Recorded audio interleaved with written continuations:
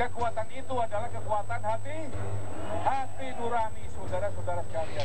Karir militernya bisa dibilang sangat cemerlang hingga dia bisa menjabat Panglima TNI. Itulah puncak tertinggi yang bisa diraihnya di antara ketatnya persaingan orang-orang terbaik di tubuh angkatan bersenjata.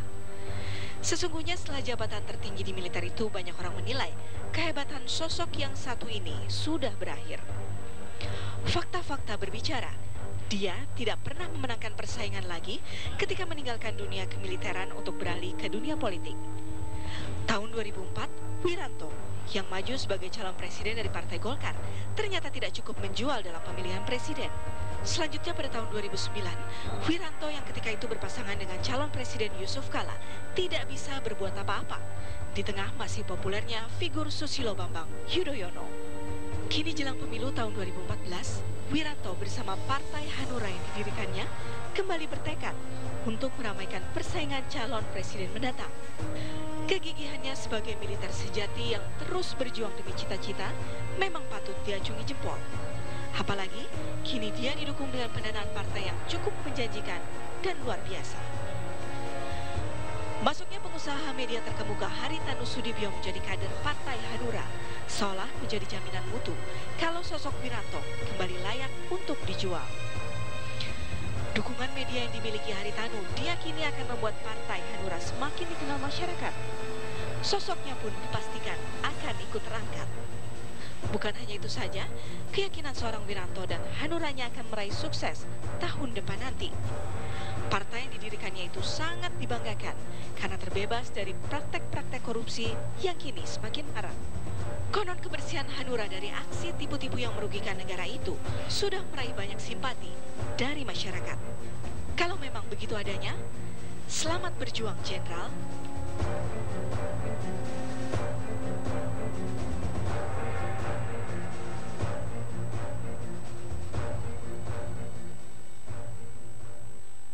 Baik, langsung saya mengundang tamu saya yang sudah hadir juga, Mas Anda Yuda.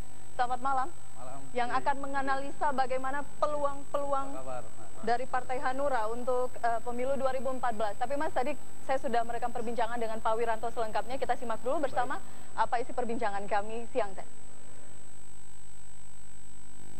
Partai Hanura menargetkan memperoleh perolehan suara setidaknya masuk di dalam 3 partai teratas untuk pemilu 2014. Bagaimana pencapaian target ini? Bagaimana strateginya? Kita akan berbincang langsung dengan Ketua Umum Partai Hanura, Jenderal Purnawirawan Wiranto. Selamat malam, Pak Wiranto. Selamat malam, para pemirsa sekalian. Sebelumnya kami mengucapkan terima kasih Anda sudah menyediakan waktu bersama kami.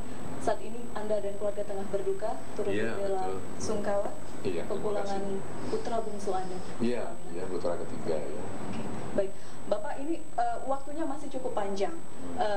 Banyak hal yang kemudian masih menjadi tanda tanya masyarakat. Mungkin yang pertanyaan mendasar dulu. Anda karirnya cukup cemerlang, Jenderal bintang 4, kemudian posisi terakhir Pangap. Apalagi yang ingin Anda raih untuk Partai Hanura, khususnya untuk pemilu 2014? Yang pasti apa yang saya lakukan sepanjang karir saya, itu bukan hanya untuk diri saya. Itu dalam konteks perjuangan, saya berbuat terbaik yang ditugaskan kepada saya. Nah, pada saat saya pensiun umur atau usia 52 tahun, saya merasa masih cukup kuat ya untuk meneruskan perjuangan itu. Dan perjuangan di militer sudah tuntas. Oleh karena itu saya kemudian memutuskan untuk masuk ke dunia politik, melanjutkan perjuangan saya yang belum selesai tadi, dan mendirikan Partai Hati Nurani Rakyat. Dengan demikian maka pada saat saya mendirikan Partai Hanura, itu bukan karena latah ya, ikut-ikutan, apalagi karena sakit hati pada saat saya ikut konvensi Partai Golkar ya, gagal menjadi presiden, bukan karena itu. Tapi ada satu hasil diskusi yang cukup panjang dengan teman-teman saya, bahwa kita perlu untuk membangun satu partai yang memang berbeda dengan yang lain. Terutama pada saat politik di Indonesia dikatakan politik yang kotor dan sebagainya, maka kita ingin membangun satu partai politik yang berbasiskan hati nurani. Mengapa? Dan menurut Anda Hanura berbeda dengan partai lain? Ya, beda. Karena apa? Karena pertama kami partai organik. Ya. ke partai yang memang berbasiskan satu nilai-nilai kejuangan yang sangat tinggi, bukan partai mesin yang bermodalkan uang semata-mata, bukan. Yang kedua, kami ingin mendidik para pemimpin di Indonesia ke masa depan lewat satu rekrutmen di partai politik yang mengedepankan kekuatan hati nurani. Karena saya yakin bahwa setiap manusia apabila memberdayakan hati nuraninya, maka dia akan berjalan kepada jalur kebenaran, jalur kemuliaan, dan jalur yang memang diridhoi oleh Tuhan Yang Maha Kuasa. Dan biasanya dia tidak berbohong dan tidak bisa dibohongi. Dan kendaraan Anda dalam Partai Hanura. Berbicara mengenai masalah memimpin bangsa, Anda ada kesempatan waktu itu tahun 98 untuk mengambil alih kepemimpinan, mengapa tidak Anda lakukan?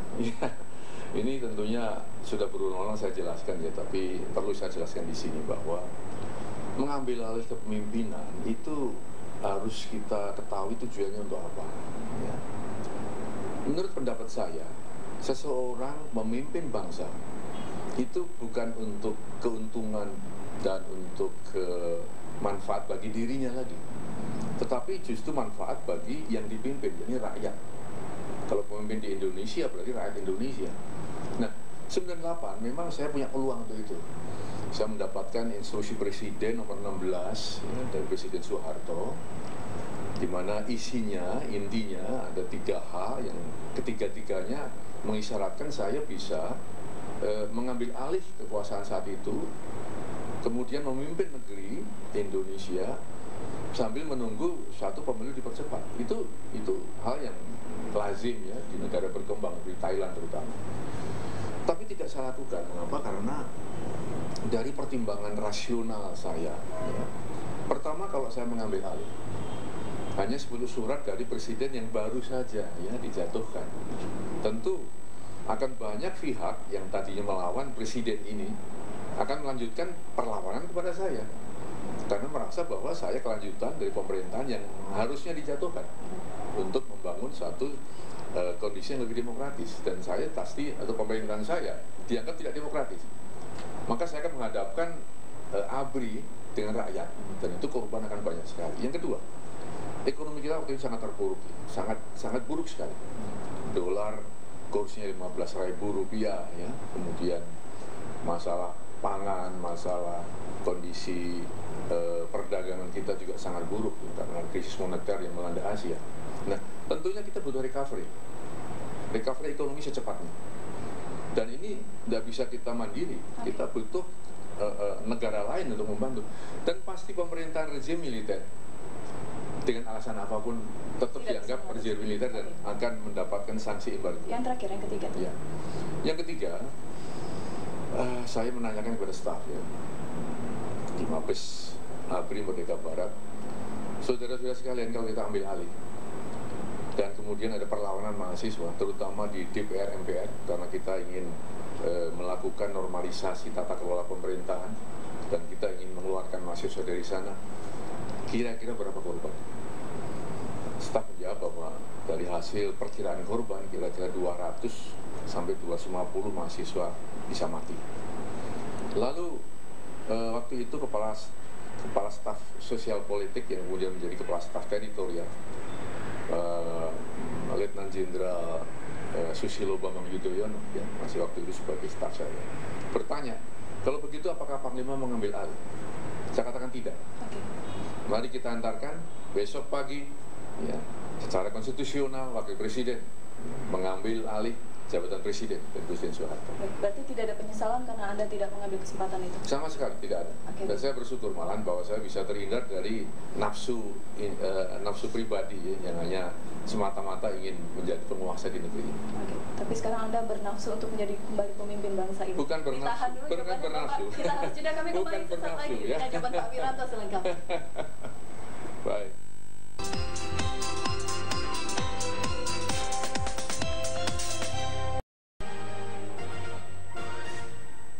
Kita lanjutkan. Tadi pertanyaan saya, mengapa Anda bernafsu? Sangat bernafsu. 2004 Anda sudah maju capres dari Golkar, kemudian 2009 Anda juga maju dari Hanura, dan keduanya hasilnya tidak memuaskan. Saya koreksi dulu istilah nafsu ya.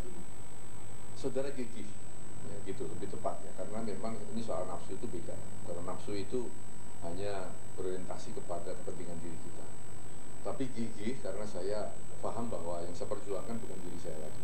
Ya, begini, pada saat saya mengantarkan tadi, kelanjutan di cerita yang pertama, saya sudah mengantarkan proses pergantian pimpinan nasional secara demokratis. Ya.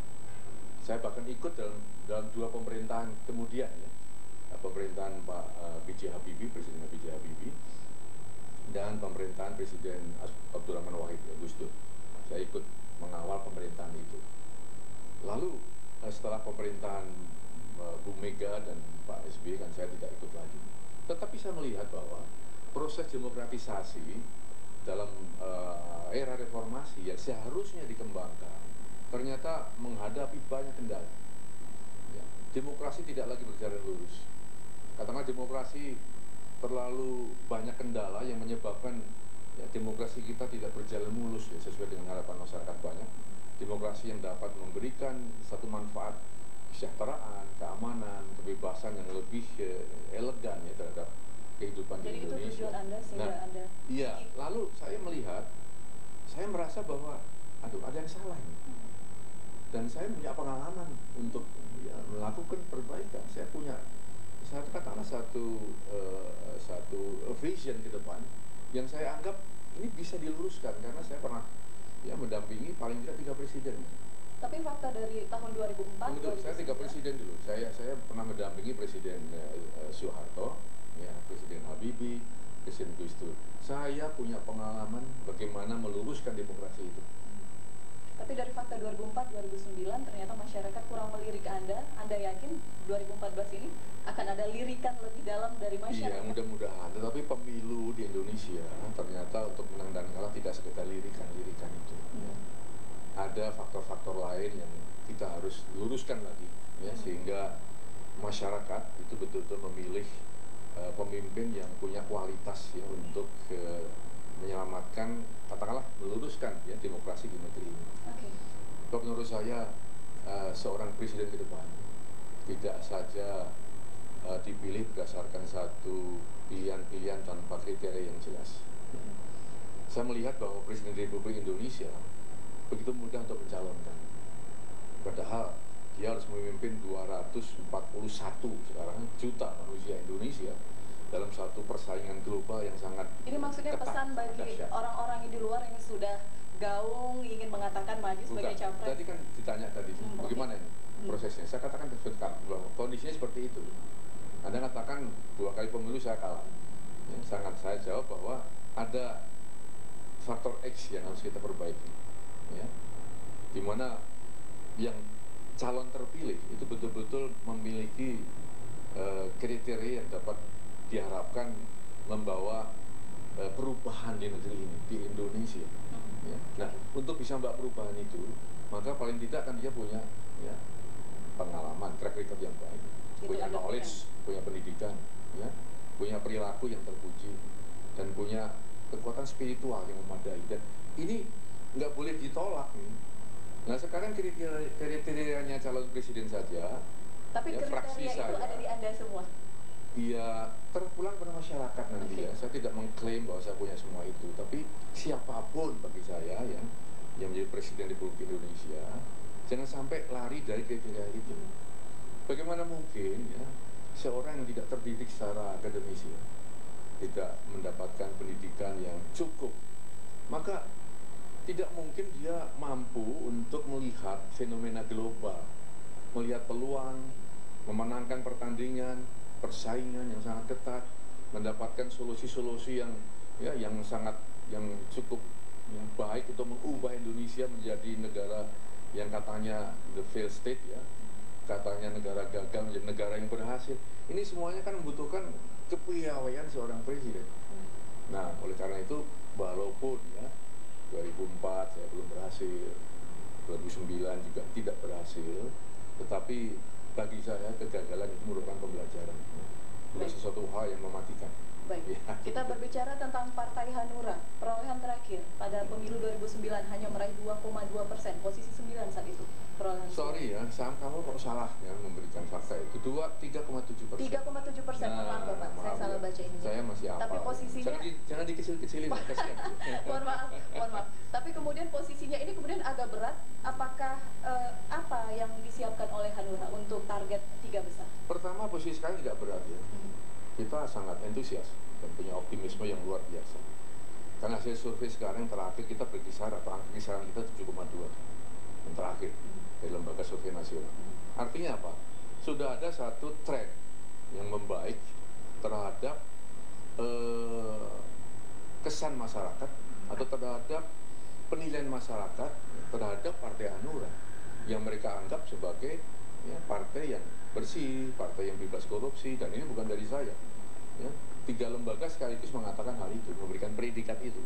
Yang pertama, lembaga survei juga mengatakan ini paling bersih. Lalu dari Sekretaris Kabinet Pak Tipo Alam yang mengatakan yang akan ini juga partai bersih, partai gak korup. Juga ICW juga mengatakan seperti itu. Ya pasti dong ya. Saat ini tatkala masyarakat sudah galau ya, sudah risih ya dengan maraknya korupsi di Indonesia, termasuk dalam partai politik. Lalu ada partai politik yang bebas korupsi. Tentu ini merupakan hal yang sangat menarik bagi masyarakat. Mengapa nggak kita jual? Bukan saya berarti menjual sesuatu yang ya, yang akan. Sesuatu biasanya jual kan akan, saya akan kan gitu ya. Ini sudah partai ini akan. Ini saya jual satu pembuktian eksperimen kami dengan hati nurani, ternyata kita bisa melawan korupsi gitu. Tapi ini tidak bisa kita lawan Bapak, kita harus jeda lagi. Kita akan berbicara di segmen selanjutnya. Kami kembali saat lagi pemirsa.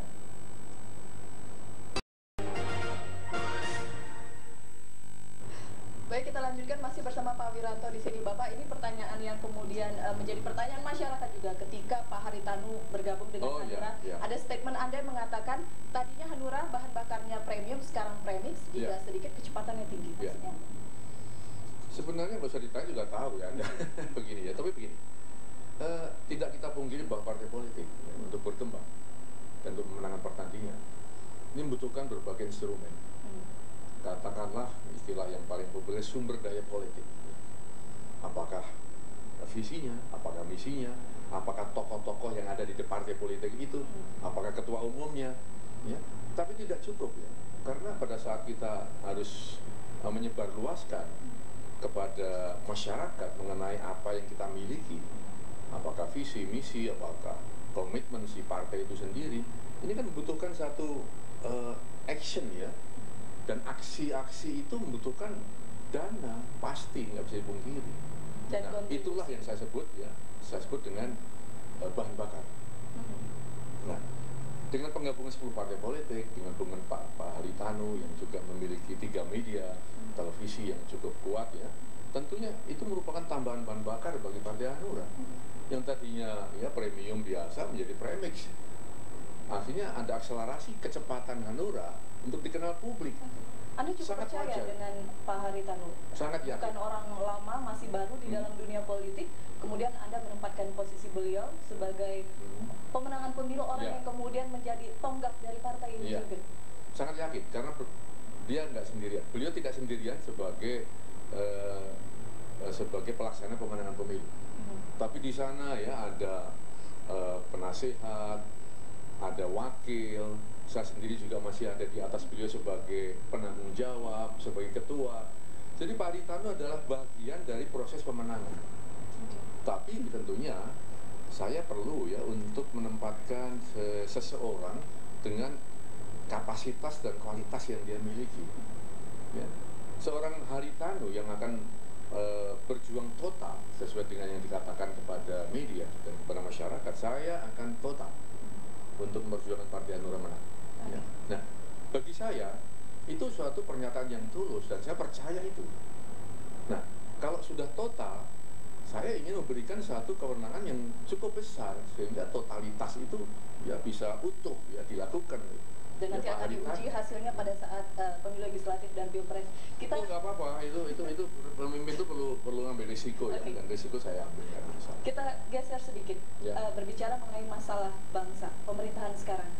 Kalau saya minta Anda menyebutkan, menggambarkan pemerintahan saat ini dalam 3 kata, apa saja kata yang tepat untuk menggambarkan? Tiga kata ya. Saya tidak akan menyoroti pribadi, menyoroti kinerja pemerintahan. Ya. Bahwa pemerintahan SBY ya, yang telah mendapatkan mandat dari rakyat belum dapat memenuhi apa yang menjadi tujuan dari negara, pembentukan negara Indonesia sesuai dengan pembukaan Undang-Undang Dasar 1945. Itu panjang Pak, 3 katanya? 3 kata. 3 kata itu 3 kalimat lah ya. Kalau 3 kata, deskripsinya hanya 3 kata saja. Apa yang ingin? Belum dapat memenuhi harapan rakyat. Belum dapat memenuhi harapan rakyat. Ya. Banyak. Ya. Banyak. Menurut Anda belum cukup apa yang dilakukan pemerintah saat ini dalam berbagai bidang? Fokusnya apa menurut Anda yang paling sangat tidak diperhatikan sehingga harus dibenahi? Sangat sulit untuk kemudian dalam waktu singkat memilih mana yang paling dominan ya dari katakan kegagalan pemerintahan saat ini, karena begitu banyak hal ya yang harus diperbaiki, yang diluruskan, atau dengan kata lain bahwa kondisi saat ini kinerja pemerintahan harus dirombak secara total, harus ada perbaikan, harus ada satu langkah-langkah yang cukup terencana dan berani untuk melakukan pendobrakan, bukan hanya perubahan, pendobrakan terhadap seperti apa? Terhadap kondisi status quo ini. Ya. Konkretnya seperti apa? Misalkan? Konkretnya misalnya saja kita berbicara masalah pengamanan aset-aset nasional atau katakanlah pengamanan dari sumber daya alam yang kita miliki. Kita mesti merombak ya, undang-undang yang baru yang betul-betul berkiblat kepada pasal 33 Undang-Undang Dasar 1945 bahwa bumi, air, dan kekayaan yang ada di Indonesia ini adalah milik bangsa Indonesia, dikuasai negara, dan untuk betul-betul kesejahteraan, kemakmuran rakyat Indonesia. Itu jabarannya panjang, kalau 3 kalimat nggak bisa, 3 kata pun nggak bisa, apalagi 3 kata. Jabaran panjangnya itu nanti kita akan coba jabarkan lagi di pertemuan kita berikutnya. Ya. Terima kasih Bapak waktunya sudah berbincang bersama kami. Ya. Terima kasih sekali lagi, terima kasih juga bagi Anda yang sudah bersama kami. Saya akhiri perbincangan dengan Ketua Umum Partai Hanura Bapak Wiranto. Sampai jumpa.